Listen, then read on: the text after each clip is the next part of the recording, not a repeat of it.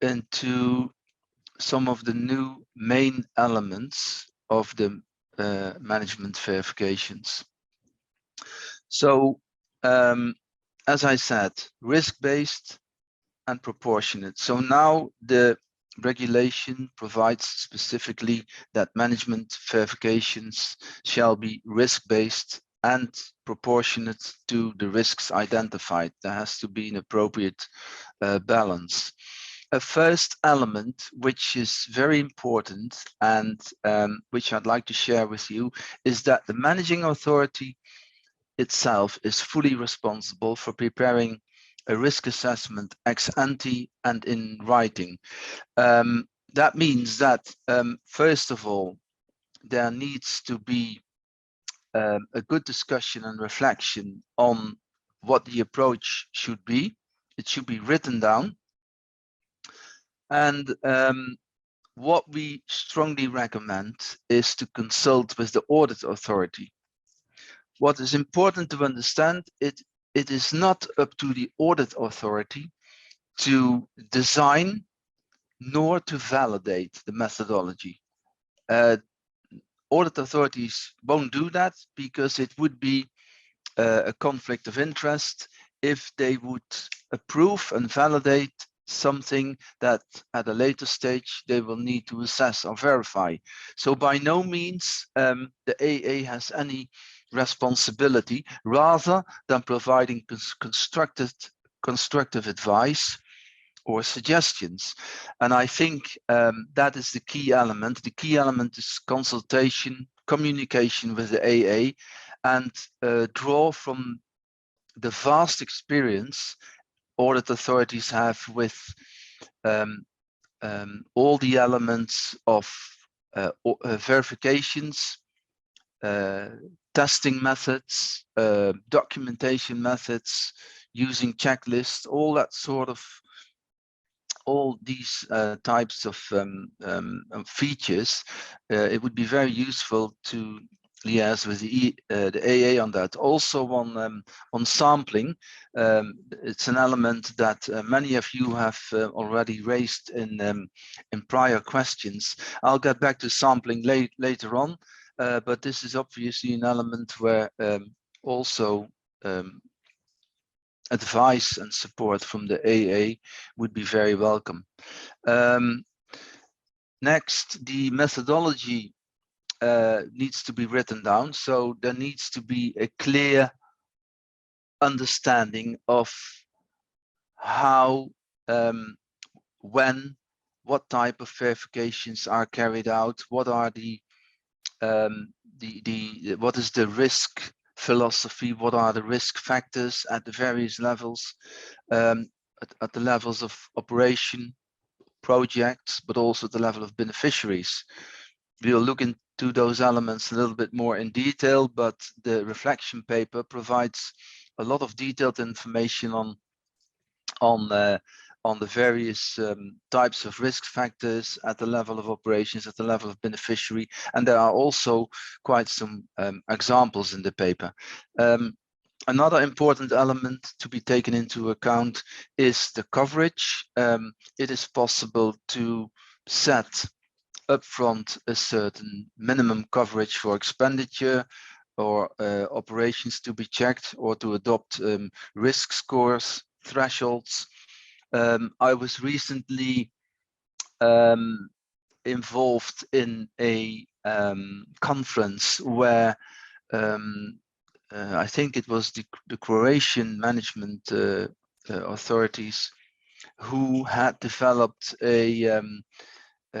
quite a comprehensive risk assessment methodology using risk factors and thresholds. And in fact, it's not really, it proved to me that it's not absolutely necessary to reinvent the wheel, because the methodology they used for risk assessment was 70–80% overlapping with a risk assessment methodology that I used to work with in the past in development aid.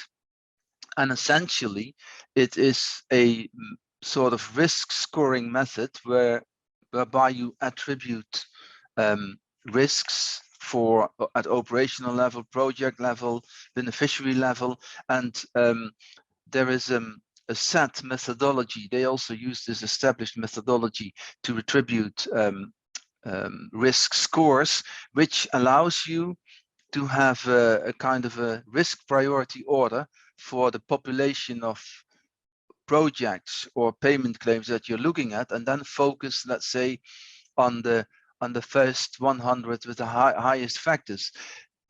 This sounds maybe a little bit theoretical, but that's the way to do it in practice. And these authorities had developed it very well. It was very familiar to me, and that's why I'm saying on these elements you could really discuss or have a lot of support in discussing this with your audit authority, and maybe even with other audit authorities.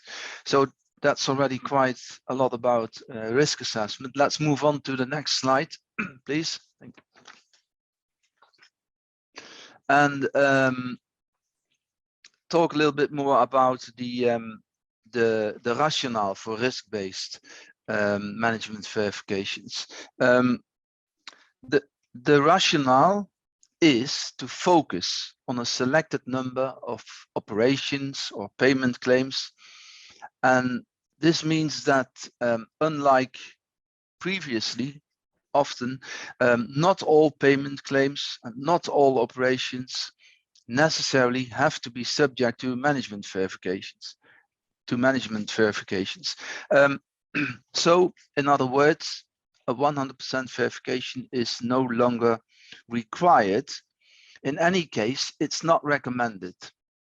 You can all make your lives much easier if you do less, but do it well or do it better. That does not exclude that in some cases you do want to have a 100% verification. It's not forbidden, but it's not recommended either, because 100% verification in some cases is feasible, but in most cases it's very time consuming. And 100% verification can relate to either the population of projects that you're looking at, or a particular payment claim that you would like to verify for 100%. That means you look at all expenditure or you look at part of the expenditure.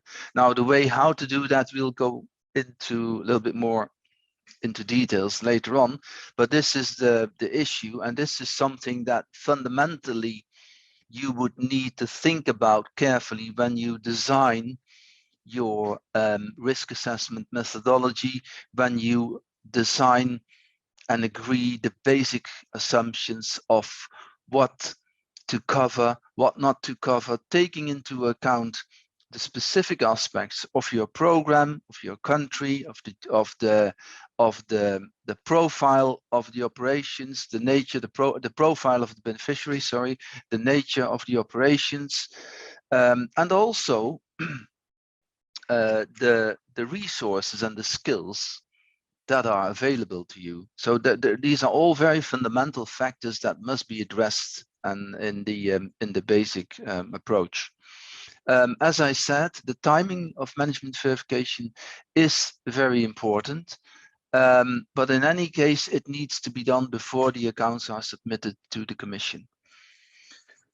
Right, let's look at the next slide and look at risk assessment during appraisal and selection of operations. So in a way, what I think is important, and this is also explained in the reflection paper, is in a way there's nothing new under the horizon, as we say, because also in the past, I would imagine that in most cases, managing authorities and implementing bodies would look into risk elements and problems and issues at the stage of appraisal and selection of operations. What would be different now is that those aspects are more systematically looked at and also written down in the risk assessment methodology paper to make sure that these are systematically looked at. So risk elements at the when I say systematically looked at, it would be, in my view, be very useful for your staff, the staff dealing with appraisal and selection, to align the risk factors that you have included in your risk assessment methodology, to align that with the checklists that your staff are using at the appraisal and selection of operations stage. So risk elements to be looked at at operational levels are, for example, operations with a significant budget. So we're talking about value, nature and complexity of a project. Is it about infrastructure? Is it studies? Is it equipment? Is it a training program? The applicable legal requirements, and obviously hot issues like or potentially hot issues like public procurement, state aid, are financial instruments used which have specific features, simplified cost options. The paper gives you an example of simplified cost options. Simplified cost options can or cannot be a risky item. It depends. The purpose, of course, of SEOs is to make life easier for everybody, but practice is proving, or has proven already, that this is not always the case. So be careful there. But it all depends, and you need to look at how SEOs and how often SEOs are, for example, used in the context of your specific program. Another aspect to look at, to take into account, are operations with tangible outputs, operations approved and started near the end of the programming period. And there are some other elements which you can find in the reflection paper. Let's move on now to the risk elements at the level of beneficiaries. Obviously, in many cases, you would probably work with beneficiaries that are recurring, meaning that some beneficiaries are, let me put it this way, regular clients that you know, and where you know there are particular issues, or maybe not. Because if a beneficiary is a regular client and you are confident, you have good experience, that obviously is something to be taken into account in a positive way, because those would not necessarily be the beneficiaries that you would be verifying a lot. You would then rather focus your verification efforts on new beneficiaries, or those where you think there will be issues.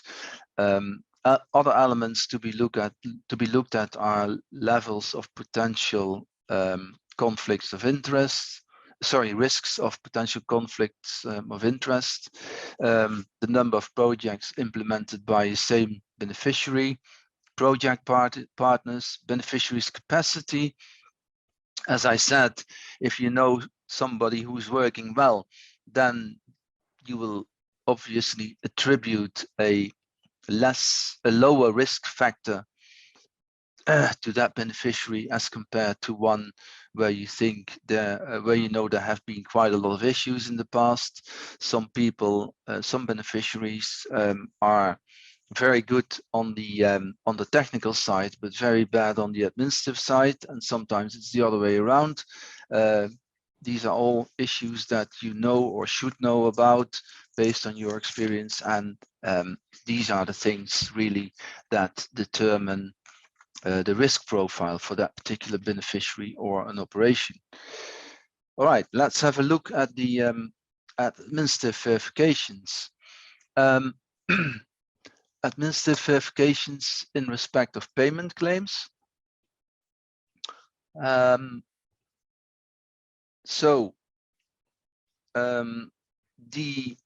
It's important to take into account the result of the risk assessment made at the selection of operations, so number, type, size, content of operations.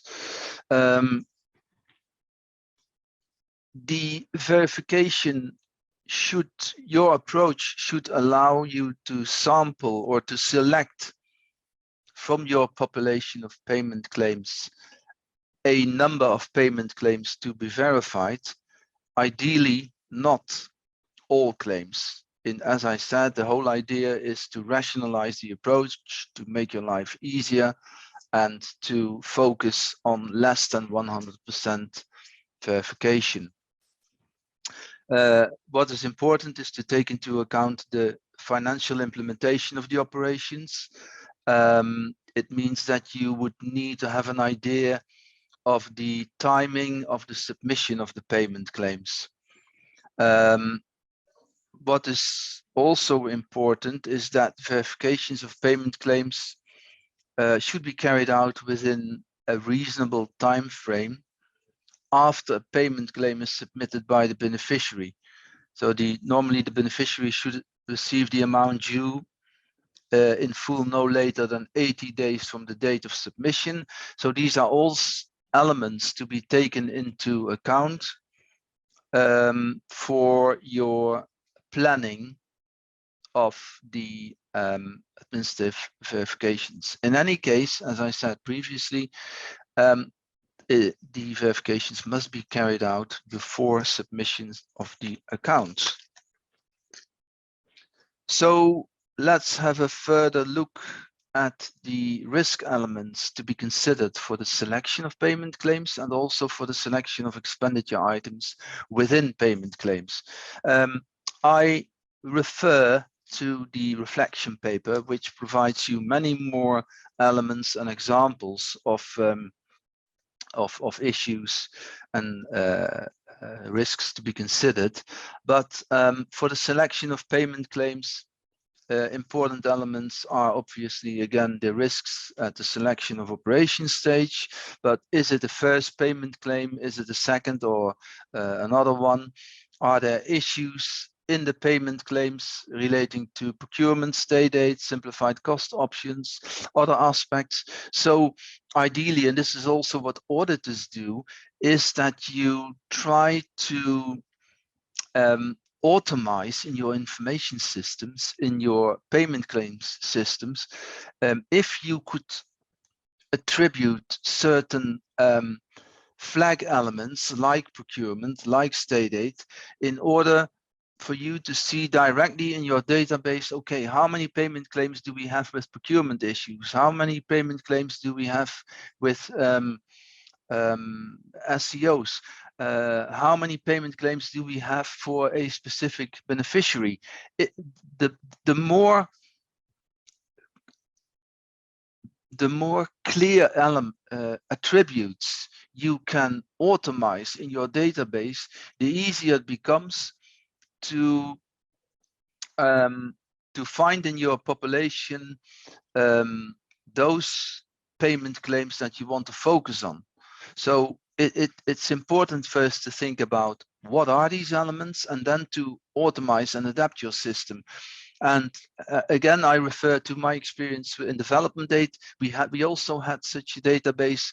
It requires an initial investment. It requires a bit of an effort, but if you apply that methodology systematically, and if you systematically enter the right data at the right time into a database, it'll pay off eventually. And again, this is one of the elements to be taken into account for a good systematic risk assessment methodology. As I said, you may want to opt for not 100% verifying all payment claims, and also for not verifying all the underlying expenditure, but it needs to be justified. If you go into a specific payment claim and you would like to consider elements for not verifying all expenditure items, the factors that auditors used to are looking at often, and which you could use as well, are expenditure items that have inherent high risk. So this is obviously quite often the case for items which require a procurement process. Unusual items, this is something that requires professional judgment. If you go into a particular expenditure database, okay, this is for operational staff, maybe more difficult, but auditors know by experience that on the basis of certain attributes in an expenditure population, they say, this is unusual. This is not the way I usually see that type of expenditure recorded. So it has a kind of a smell that would require, okay, we select that item, we want to look into that particular expenditure item. It's something that comes with experience. It is not something that you can always necessarily predefine, but okay, there are elements that sometimes give rise to this is unusual. There's a suspicion of fraud. You could also take into account rules for coverage. For example, expenditure items that exceed a certain amount, an expenditure category that exceeds a certain amount. You can fix a number of items to be verified. You can develop rules for sampling of expenditure. On sampling, I don't want to go into the details of sampling, but what we have agreed in setting up the reflection paper is that we do not recommend for managing authorities to apply statistical sampling. Statistical sampling is a very difficult and complex matter that even many audit authorities are struggling with. And the statistical sampling in itself, as well as extrapolation of results, is something that requires strong professional skills and judgment as well, that with all due respect, most people in managing authorities or implementing bodies would not have on this particular aspect. What we suggest is that you apply sampling, some kind of professional judgment sampling on the basis of the coverage that you would like to have, on the basis of risk elements that you see in your population, and then try to find a balance between sampling, risk factors, and the availability of staff and the skills of your staff, and to put that into some kind of verification approach. What I would, for example, do, and this is something that we used as auditors in the past, is to apply random sampling, but not in a statistical way, rather in a judgmental way. For example, you would always make sure that you cover at least 4 or 5 items in a specific cost category to make sure that you understand how it works, and to see if there are no systematic issues with these items. Because if there are, I would then extend the sampling to see whether it really is something systematic, yes or no. Another useful rule that I used to work with is what they call the 80-20 rule. It's not statistical, but it's very pragmatic. It means that by selecting let's say 20% of your expenditure items, you can cover 80% of the expenditure. So essentially it means selecting high value items to make sure that your coverage increases. But that obviously means that you should not only focus on high value items. So there needs to be a proper mix. And this mix is something that professional auditors are very familiar with, but something that you could obviously also develop in this respect. So this is just sharing a little bit more my own experience, my own views on how to go about with the selection of expenditure within payment claims. Obviously, you first need to have a look of, need to have an understanding of the type and nature. Are we talking about staff costs, invoices, contracts, procurement, state aid, higher inherent risk items, the use of sampling, as I just mentioned. Voila. Let's move on to the next slide and on the spot verifications. On the spot verifications, in a way, the approach would be similar. Also, your risk assessment paper needs to document the approach that you would like to apply for on the spot verifications. But for on the spot verifications, obviously, the focus is on risks related to reality of the operation expenditure. So rather than what I would do, what we as auditors usually do, is that obviously there will often be an overlap, or certain administrative aspects will also need to be checked on the spot, or can only be checked on the spot. For example, if the beneficiary was unable to submit all the underlying paperwork documents, or they don't have electronic filing and that sort of thing.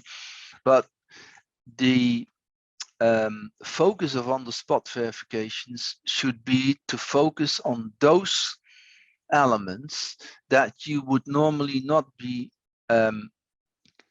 capable of checking when you do an administrative verification. And then you talk about really the reality of the operation, the actual physical presence of aspects that were purchased for the purpose of an operation,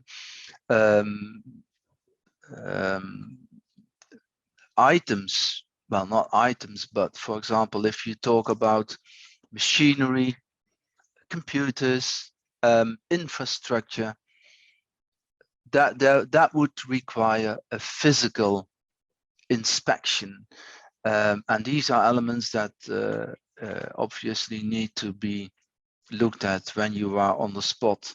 My experience is that also on the spot verifications are extremely useful to further discuss issues that you have found in an administrative verification, or by actually talking face to face to the people involved.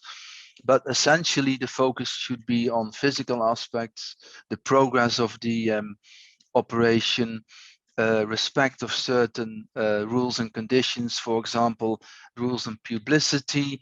You would need to see whether the, for example, the beneficiary has used the right, the EU logons on plates, on screens, etc. Timing is an important issue, because obviously there's not much point in doing an on-the-spot verification at the early stages of implementation. It would rather be, it's of course absolutely useful to do that when the operation is ongoing or nearing an end. So for the managing authorities and implementing bodies, it is important to draw up also a on-the-spot verification plan in parallel with the administrative verification plan, because there are elements like the results of administrative verifications that would determine the on-the-spot, whether or not there should or could be an on-the-spot verification. But the timing element is also important, including, again, taking into account the availability of the human resources. And also taking into account, obviously, the accounting year, the submission of the accounts. So in a nutshell, there are, in my view, three major documents. The first one would be the methodology itself, with all the elements of and factors that would need to be taken into account. The second important element is or document is would be the administrative verifications plan, and then the third one would be the on-the-spot verifications plan. And the latter two plans would need to be carefully aligned in terms of timing, so that you wouldn't have an overload in a particular period. So, but that would be up to the MAs at the beginning of the accounting year to look into those elements and sorry, to put this plan together. Okay. Can we move on to the last slide and talk yes, thank you. Talking about best practices, I would like to highlight two important elements, which may be obvious for many of you, or they may not be obvious, but in any case, they are, in my view, extremely important in the context of management verifications.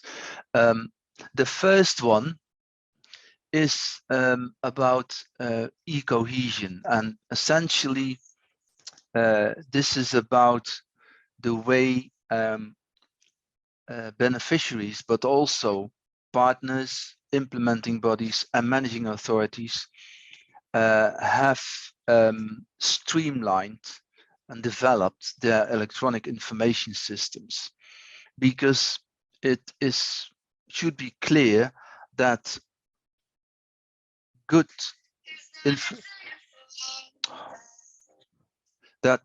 information and filing systems, particularly electronic filing, can significantly reduce the administrative burden at all levels, upstream and downstream.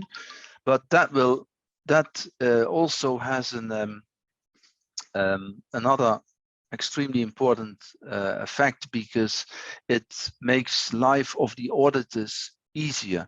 And obviously, it's not up to the operational levels to make the life of the auditors easier, but if that is the case, you also make your own life easier, because we all know that audit is a burden. It requires time, involvement of your staff. It requires finding and providing documents, and this can be substantially simplified and rationalized in cases where at all levels information is filed electronically and these information systems can communicate. So if a beneficiary has good electronic filing system and has properly documented all the underlying evidence and information relating to the implementation of a project, that information can be shared at the level of the implementing body, at the level of the managing authority, which means that in the first instance, those authorities do not always necessarily need to go back to the beneficiaries, so they won't harass beneficiaries unless there are specific questions on specific documents. And the same is true at a later stage for auditors, because auditors will first go to the managing authorities, and if much of the auditor's work can be done at that level by having access directly to information systems, by having access to supporting documents, it makes the life of the MA easier, makes the life of the IBs easier, and it makes the life of the beneficiaries easier. We should not forget that auditors in most audits, and depending on the risk and the issues, but in many audits, eventually they may need to go on the spot anyway and go to the beneficiary. But then the focus can be on those issues that really need to be clarified, and there shouldn't be situations where at some stage auditors need to go to the beneficiary and say, listen, send me all the 550 documents that are apparently underlying the expenditure claim that you have submitted on that particular date, because that makes life really difficult. So To summarize, good filing, timely, systematic filing of all the project operation related documents is crucial. The more you do electronically, the better it is for all parties concerned. And then what is another important element related to that, connected to that, is the use of management verifications by auditors. So for those who are unfamiliar with audit practices, auditors have essentially two approaches. They do what they call a substantive testing, and they do systems testing. For auditors, ideally they go for systems testing, but for that, systems need to be reliable. Why do they do systems testing? Systems testing is much more effective and efficient because it can significantly reduce audit time. Now, in the case of risk-based management verifications, if auditors perform a systems check on the administrative management verifications and the on-the-spot verifications, and they see that these are working well, they can reduce substantive testing. That means that they will do less work on documentary checks, which means that there is less burden on the MAs, on the IBs, and finally, ultimately on the beneficiaries to provide supporting documents. So, to put it simply, the better systems work, the better administrative verifications work, the less auditors can do. So it is in everybody's best interest to have good documentation, to have good filing, and to have administrative and on-spot verifications that are working properly. We're not in an ideal world. It doesn't need to be perfect, and by no means managing authorities, neither managing authorities nor audit authorities will ever accept 100% reliability. Even if documentation is extremely good, and even if administrative and on-spot verifications are working very well, there will always be some testing required, but the level of testing will be significantly less if there is evidence that systems are working properly, that verifications are working properly. So I'd like to conclude this presentation by saying that it is not because auditors can do their work better to have good information systems, to have good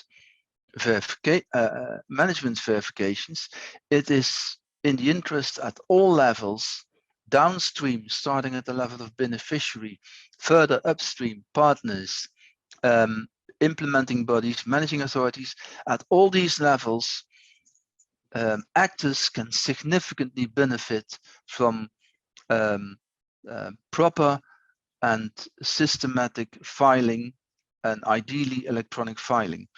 I've come to the end now of my presentation.